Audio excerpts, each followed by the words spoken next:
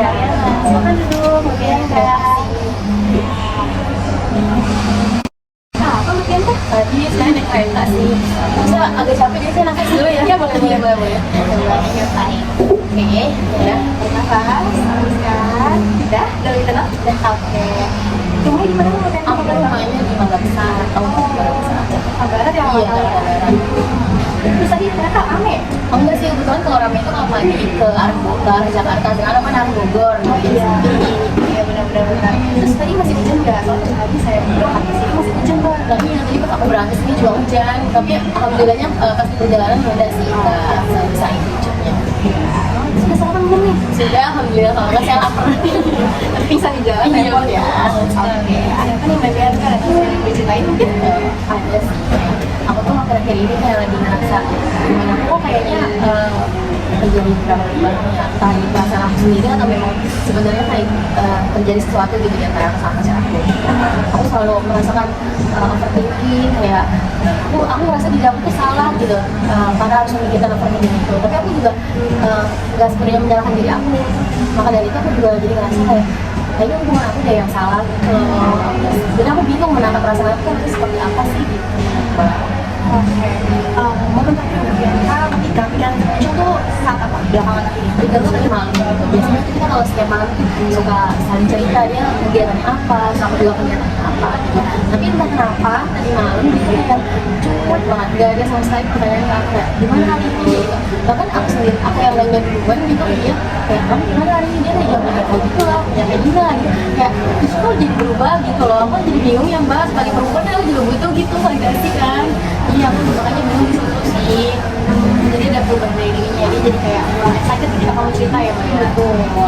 Kalau itu saat ketika pikiran kamu muncul, bagaimana perasaan kamu pada saat itu? Dan aku sedih ya Mbak, kayak aku juga bingung, cemas sebenarnya ada apa di balik semua ini gitu, apa ini cuma overthinking aku aja atau memang dia sebenarnya sudah bosan atau bahkan dia punya, ya aku maksudnya aku nggak mau gitu terlalu jauh, cuman emang sering banget terlintas gitu loh Mbak di otak aku gitu, yang pasti sedih sih, yang paling pertama aku rasain itu sedih kayak kok udah nggak excited ya kayak gitu. Jadi apa di pikiran kamu dan Bianca ketika pasangan tuh membalas pesan yang dia udah nggak singkat dengan cuek gitu? Sebenarnya yang paling utama pilih kayaknya dia bosan deh sama karena kan aku udah 3 tahun ya Mbak sama dia, ya jadi kayak peluang untuk buat bosan itu kan besar banget gitu. Nah aku juga takut jangan-jangan selain bosan dia juga udah ada nih cewek-cewek lainnya yang pengen dia deketin gitu, aku takut di situ. Nah terus kira-kira ada nggak nih bukti yang mendukung pikiran Mbak itu? Bukti kalau bukti sih aku belum terlalu tahu ya Mbak, karena aku juga belum terlalu dalam gitu. Jadi sampai saat ini aku masih berkutat sama pikiran negatif aku aja sih, aku belum dapat bukti pasti gitu. Tapi ada kemasangan perubahan yang dari pacar Mbak, dari yang sebelumnya mungkin biasa gitu punya pacar Mbak, terus juga mungkin balas chatnya cepet, terus nggak singkat-singkat gitu, jadi ada perubahan yang terjadi. Terus ada nggak sih Mbak tapi bukti yang Mbak mendukung pikiran Mbak tersebut bahwa dia emang sebenarnya benar bosan gitu?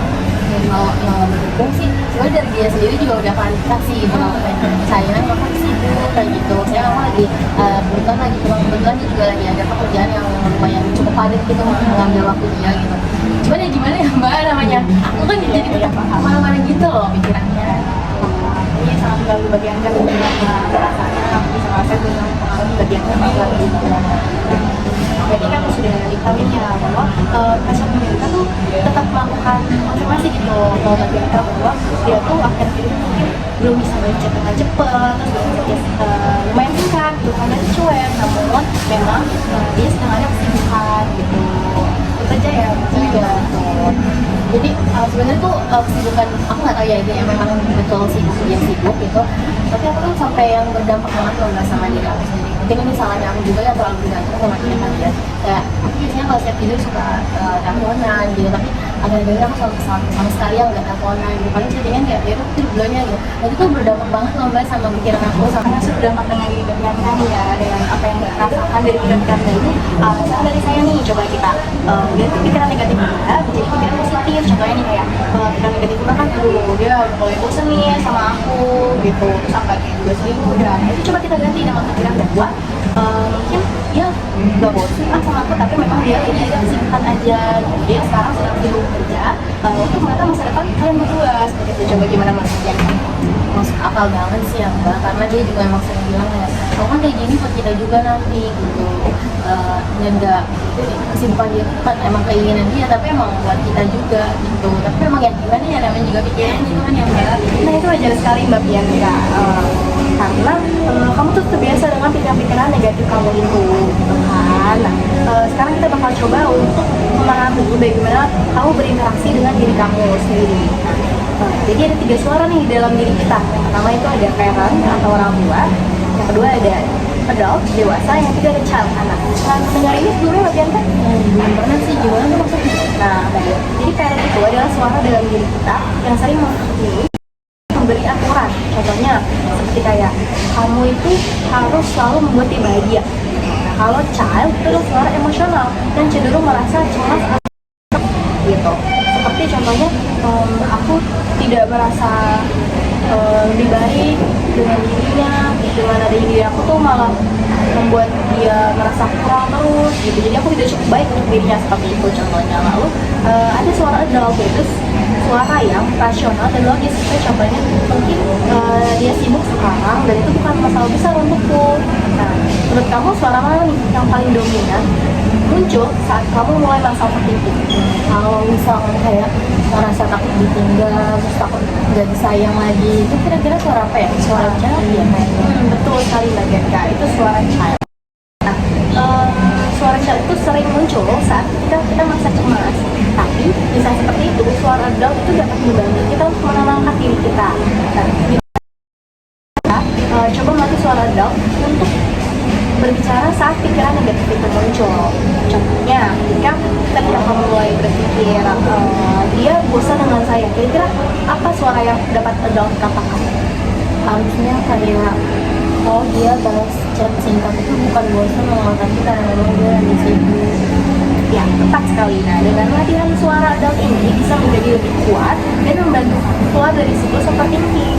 Nah, mau coba latihan di rumah Mbak Bianca?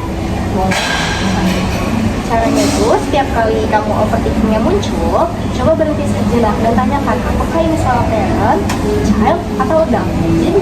Jadi jika suara child yang cemas itu muncul, coba Mbak Bianca belajar memunculkan suara si adult untuk memberi respon yang lebih logis. Yang pertama, Mbak Bianca harus catat situasi yang memicu overthinking kamu itu muncul.